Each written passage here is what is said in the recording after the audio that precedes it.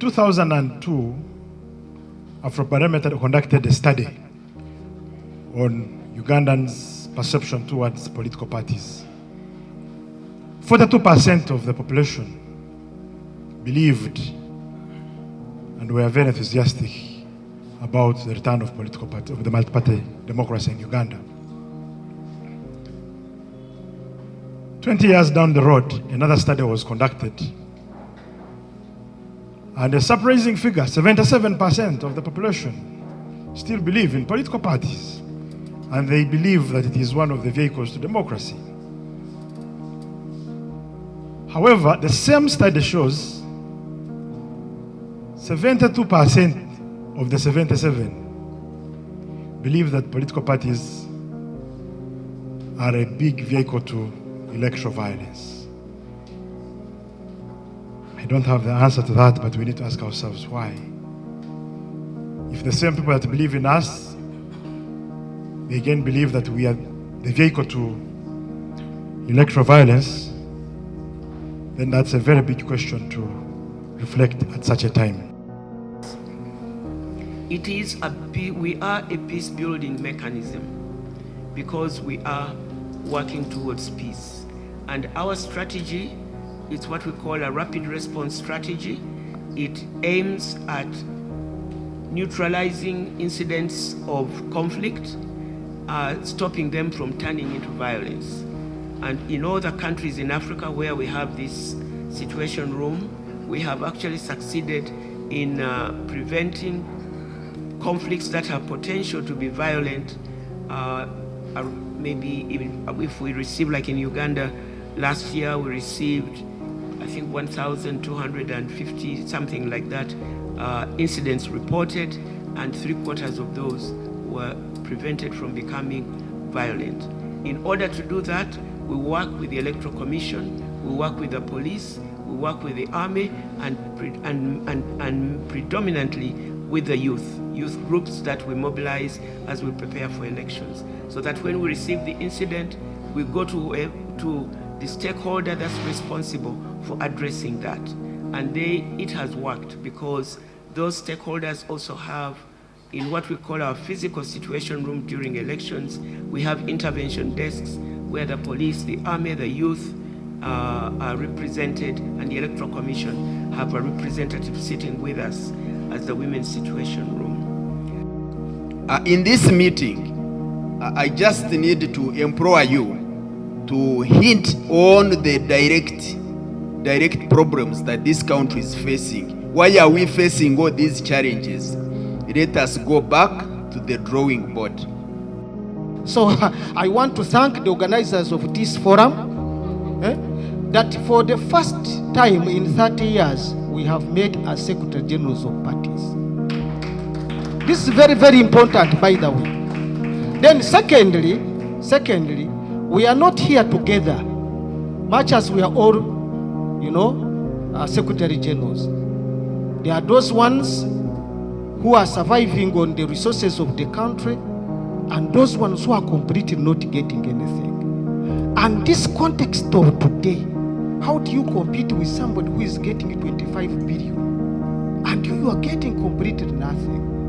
And this is a country where we are all Secretary Generals and we are registered political parties, but there is an apartheid law which says no, somebody must get money, another one should not get. We have 7 political parties which are getting the country's resources, and the rest of 20 registered political parties and whose Secretary Generals are here are completely getting nothing. And you are saying we sit together and talk. How do you talk?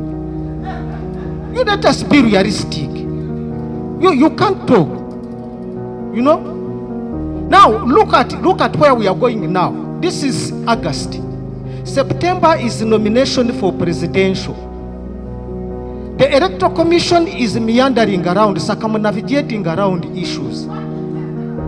There is no national register given to political parties, to the Secretary Generals, to assess whether the polling stations, actually those are the ones, and we see how we can appoint the polling agents in those. There is nothing.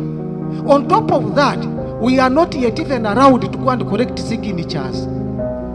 And we want 94 districts to give us signatures to submit to the electoral commission. Even the person going to manage the process of seeing whether signatures are correct or not is not clear at the electoral commission. You people, you haven't been there. A sensible coalition would be geared towards transition. A transition that can secure and give a safe landing. Ladies and gentlemen, we cannot be talking about the context of the politics today, moving into tomorrow, and we are not talking about the army. I want to be honest. We have an army that we are proud of as a country, but there is a reality to it. We have had comments from the person who heads the army, which comments we cannot continue to take for granted. This country today doesn't want people who are rising. And to that I would add a country which has a huge population which does not respect those who have come before it. Largely because they think that you are the problem, senior citizens. Let me speak fully. There's so much resentment, anger towards the elderly because the population which is youthful thinks that you're part and parcel of the existing 4 decades long problem. I want us to see the danger of dead institutions. A country which has dead institutions. That's the context, Honorable Beatrice. That's our context. The parliament died. The judiciary, I don't know, was buried. I don't know, political parties.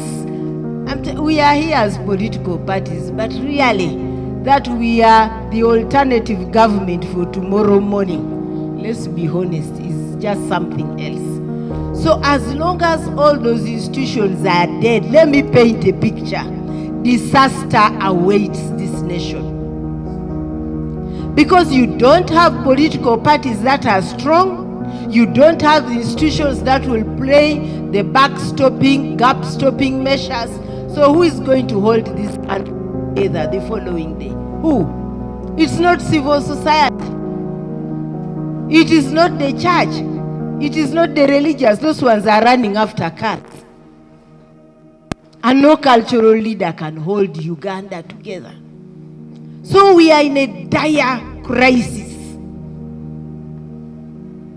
The individualization of politics in this country, everything stops with President Museveni. President Museveni is immortal. Here's the thing.